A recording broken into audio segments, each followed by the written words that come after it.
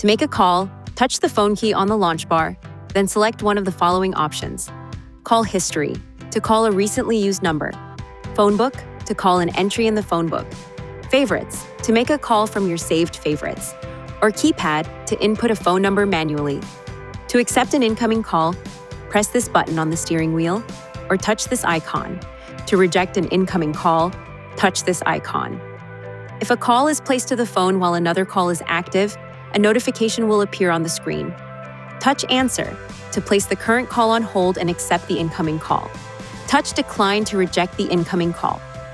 When two calls are active, touch Switch Call to switch between the two calls. While a call is in progress, you can touch the Use Handset key to switch the phone call to the handset for privacy. Touch the Mute key to mute or unmute the microphone.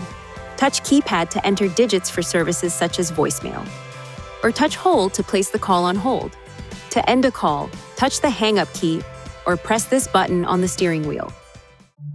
Please see your Nissan Connect owner's manual for important safety information, system limitations, and additional operating and feature information.